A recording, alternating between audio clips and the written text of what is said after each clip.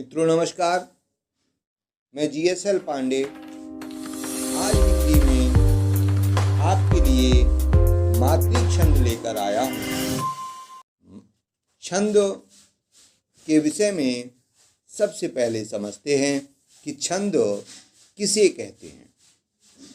मित्रों ध्यान दीजिए, हिंदी साहित्य कोश के अनुसार अक्षरों की संख्या एवं क्रम, मात्रा, गणना तथा यति गति से संबद्ध विशिष्ट नियमों से नियोजित पद्य रचना छंद कहलाती है। छंद के अंगों पर ध्यान दीजिए तो छंद के 8 अंग होते हैं। नंबर 1 चरण होता है, नंबर 2 मात्रा और वर्ण होते हैं, नंबर 3 संख्या और क्रम होता है, नंबर 4 लघु वर्ण और गुरु वर्ण होते हैं, नंबर 5 गण होते हैं, नंबर 6 यति होती है, नंबर 7 गति होती है और नंबर 8 तुक होती है। इन सभी चीज़ों के साथ प्रमुख रूप से छंदों में, मात्रिक छंदों में लघु वर्ण और गुरु वर्ण हुआ करते हैं। ध्यान दें कि छंद शास्त्र में ये दोनों वर्णों के भेद हैं। जो ह्रस्व वर्ण होता है उसे लघु वर्ण कहते हैं और जो दीर्घ होता है उसको गुरु वर्ण कहा जाता है।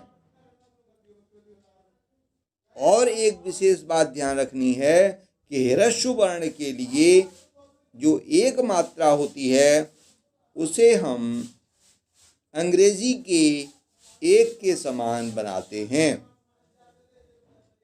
जबकि दीर्घ को गुरु कहते हैं और उसका चिन्ह 2 मात्राओं का होता है, जिसे हम एस जैसा, अंग्रेजी के एस वर्ण जैसा बनाते हैं।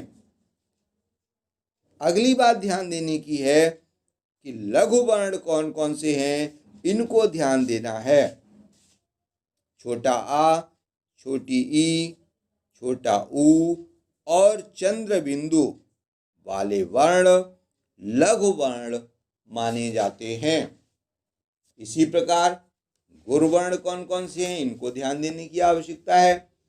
बड़ा आ, बड़ी ई, बड़ा ऊ, ऋ, ए, ओ, औ, अनुस्वार और विसर्ग युक्त वर्ण गुरु होते हैं, अर्थात इन्हें 2 मात्रा वर्ण माना जाता है।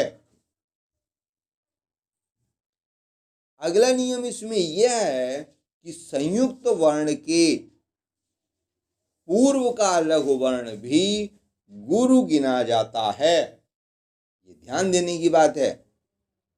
और संख्या और क्रम के विषय में जाने कि मात्राओं एवं वर्णों की गणना को संख्या कहते हैं तथा लघु गुरु के स्थान निर्धारण को क्रम कहते हैं।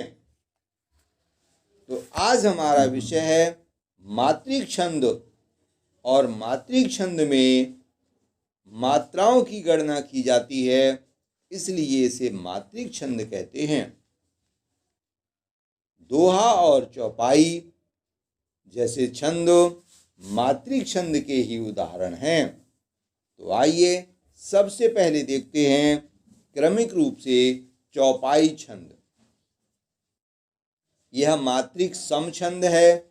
इसमें 4 चरण होते हैं, प्रत्येक चरण में 16 मात्राएं होती हैं और पहले चरण की तुक दूसरे चरण से और तीसरे चरण की तुक चौथे चरण से मिलती है। प्रत्येक चरण के अंत में यति होती है और चरण के अंत में जगण एवं त्यगतागण नहीं होने चाहिए।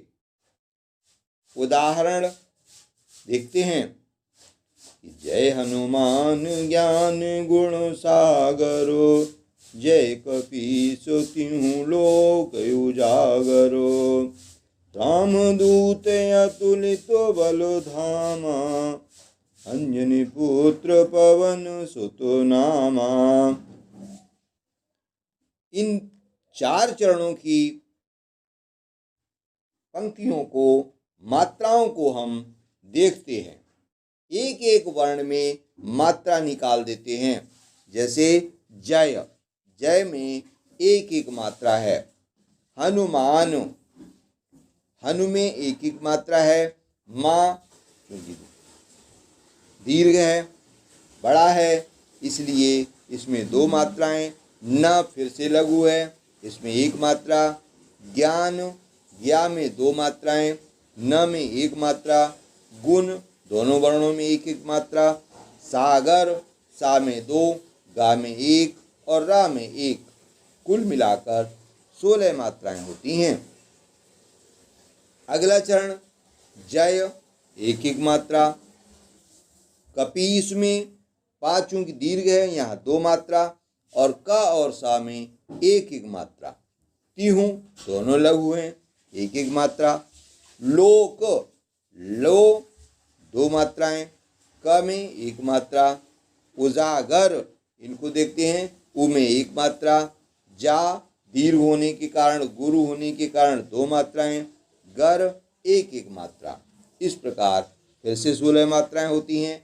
ऐसे ही हम नीचे वाली पंक्ति में भी निकाल लेते हैं दोनों चरणों में, और इस प्रकार से यह 4 चरणों का चौपाई छंद बन जाता है। यह हनुमान चालीसा की 2 चौपाइयाँ प्रारंभिक रूप से दी गई हैं। आप अन्य उदाहरणों को भी याद करें। अगला छंद है दोहा छंद। यह मात्रिक छंद है और अर्ध सममात्रिक छंद है। ध्यान दीजिए, इसके प्रथम और तृतीय चरण में 13-13 मात्राएं, दूसरे और चौथे चरण में 11-11 मात्राएं होती हैं। यति चरण के अंत में होती है। विषम चरणों के अंत में जगण नहीं होना चाहिए तथा सम चरणों के अंत में लघु होना चाहिए। सम चरणों में तुक भी होना चाहिए। दोहा का उदाहरण, यह भी हनुमान चालीसा का पहला दोहा है। श्री गुरु चरण सरोज रज, निज मन मुकुर सुधारे, वर्णो रघुबर विमल जसो, जो दायक फल चारे। इसमें भी मात्राएं निकाल करके ऊपर वाली पंक्ति का देखते हैं। श्री चूंकि गुरु है 2 मात्राएं, और गुरु में दोनों लघु हैं, 1 मात्रा। चरण, तीनों वर्णों में 1 मात्रा। स में 1 मात्रा। रो, गुरु होने के कारण 2 मात्राएं। ज 1 मात्रा। रज, दोनों वर्णों में 1 मात्रा। निज, दोनों वर्णों में 1 मात्रा। मन, दोनों वर्णों में 1 मात्रा। मुकुर, तीनों वर्णों में 1 मात्रा। सुधारे, सु में लघु होने के कारण 1 मात्रा। धा, दी गुरु होने के कारण 2 मात्राएं, और री में 1 मात्रा। कुल मिलाकर यहाँ 24 मात्राएं होती हैं। पहला, कोमा से पहले का पहला वर्ण, पहला चरण, जिसमें कि 13 मात्राएं हैं, और कोमा के बाद का हिस्सा दूसरा चरण माना जाता है। इसी प्रकार से नीचे वाली पंक्ति में भी हम मात्राएं निकालने का प्रयास करें, और इसी प्रकार से अन्य दोहा छंदों को भी याद करें। तीसरा छंद है सोरठा छंद। यह भी अर्ध सममात्रिक छंद है। यह दोहा का उल्टा होता है। इसमें इसके विषम चरणों में 11 मात्राएं तथा सम चरणों में 13-13 मात्राएं होती हैं। तुक प्रथम एवं तृतीय चरण में होती है। इस प्रकार यह दोहा का उल्टा छंद है। उदाहरण देखते हैं। कुंद इंदु समदेह, उमा रमन करुणा अयन, जाहि दीन पर नेह, करहु कृपा मर्दन मयन। इसकी मात्राएं निकालते हैं। कुंद, कु क्योंकि ऊपर अनुस्वार होने के कारण यह दीर्घ माना जाएगा। गुरु माना जाएगा, इसमें 2 मात्राएं। द में 1 मात्रा। इंदु अनुस्वार होने के कारण 2 मात्राएं ई में, और दु में 1 मात्रा। सम दोनों वर्णों में 1-1 मात्रा। देह गुरु होने के कारण 2 मात्राएं। ह में 1 मात्रा। उमा उ में 1 मात्रा, और माँ गुरु होने के कारण 2 मात्राएं। रमन तीनों वर्ण लघु होने के कारण 1-1 मात्रा। करुणा का में 1 मात्रा, रू में 1 मात्रा, और ना गुरु होने के कारण 2 मात्राएं। अयन तीनों वर्णों में 1-1 मात्रा। इस प्रकार से हम देखते हैं कि जहाँ कोमा लगा हुआ है वहाँ पहला चरण पूर्ण होता है, और पहले चरण में 11 मात्राएं और दूसरे चरण में 13 मात्राएं होती हैं। इसी प्रकार तीसरे और चौथे चरण की मात्राएं भी निकालें। और सोरठा छंद की, चूंकि यह छंद कवियों ने कम लिखा है, इसलिए इसके उदाहरण अवश्य याद करें। और यह परीक्षाओं में अधिक पूछा जाता है क्योंकि यह कम संख्या में बने हैं। ध्यान रखें इस बात को।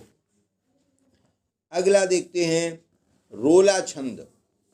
यह भी मात्रिक छंद है। इसके प्रत्येक चरण में 24 मात्राएं होती हैं तथा 11 और 13 पर यति होती है। प्रत्येक चरण के अंत में 2 गुरु और 2 लघु वर्ण आते हैं। 2-2 चरणों पर तुक आवश्यक है।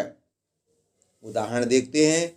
नित नवलीला ललितो हानि गोलोक अजिर में, रमन राधिका संग रासो रसो रंग रुचिर में। इसमें मात्राएं स्वयं निकालने का प्रयास करें और छंद को याद करें, कंठस्थ करें। अगला छंद है बरवै। यह मात्रिक अर्धसम छंद है। इसके विषम चरणों में 12 और सम चरणों में 7 मात्राएं होती हैं। यति प्रत्येक चरण के अंत में होती है। सम चरणों के अंत में जगण या तगण होने से बरवै की मिठास बढ़ जाती है। देखते हैं एक उदाहरण। वाम अंग शिव शोभितो शिवा उदारो, शरद सुवारिदो में जनु तड़ित बिहार। इस प्रकार से इसकी मात्राएं स्वयं निकालें और उदाहरण कंठस्थ करें।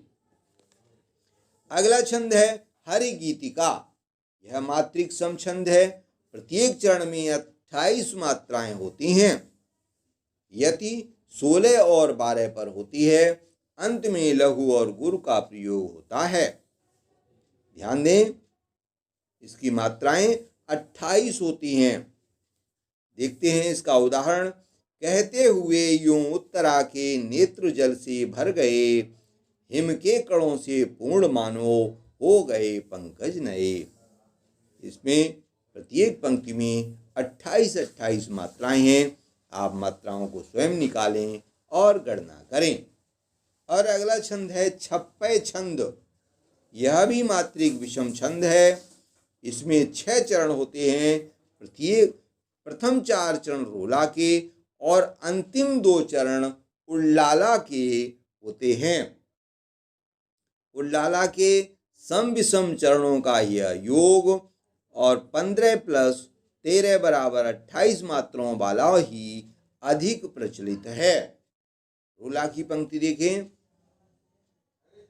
जहां स्वतंत्र विचार न बदलें, मन में सुख में, ऐसी 4 पंक्तियां होती हैं। और उल्लाला की पंक्ति है सब भांति सुभाषित हो जहां, समता के सुख कर नियम। इस प्रकार से 2 चरण होते हैं और कुल मिलाकर 6 चरण होते हैं।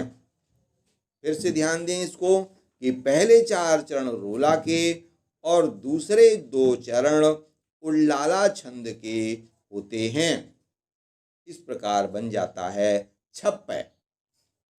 आप इसको मात्राएं निकालें और छंद को उदाहरण को याद करें, कंठस्थ करें। अगला छंद है कुंडलिया छंद। कुंडलिया छंद यह भी 6 चरणों का होता है। इसमें एक दोहा और एक रोला होता है। हम इस प्रकार से कहें कि इसमें पहले एक दोहा और नीचे की 4 पंक्तियां रोला छंद की होती हैं। दोहा का चौथा चरण रोला का प्रथम चरण बन जाता है तथा दोहा का प्रथम शब्द ही रोला का अंतिम शब्द बन जाता है। इस प्रकार कुंडलिया का प्रारंभ जिस शब्द से होता है इसी से इसका अंत भी होता है। ध्यान रखिए, कवि गिरिधर कुंडलिया लिखने में बहुत प्रसिद्ध हैं। इनके ही उदाहरण प्रायः आपको देखने को मिलेंगे। यहाँ पर भी एक उदाहरण गिरधर का ही मैं आपके सम्मुख प्रस्तुत कर रहा हूँ। ध्यान दीजिए।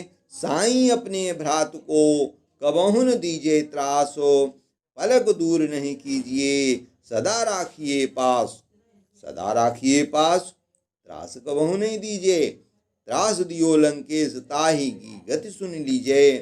कहीं गिरधर कबीराए राम सो मिलिगो जाई। पाए विभीषण राजो लंकपति बाजियो साईं। मित्रों, इसकी मात्राएं निकालें। पहली 2 पंक्तियां दोहा से हैं और नीचे की 4 पंक्तियां रोला छंद की हैं। प्रत्येक पंक्ति में 24-24 मात्राएं प्राप्त होंगी। और देखें, यह छंद साईं से प्रारंभ हुआ है और अंतिम वर्ण भी साईं है। इस प्रकार यह उदाहरण कुंडलिया छंद की जो परिभाषा लिखी हुई है उससे पूर्ण रूप से मेल खाता है। मित्रों, इसी प्रकार से और कुंडलिया याद करें, कंठस्थ करें। और आज यहीं मात्रिक छंद समाप्त होते हैं और कल वाणिक छंदों के साथ पुनः मिलेंगे आपसे। मित्रों, जय हिंद।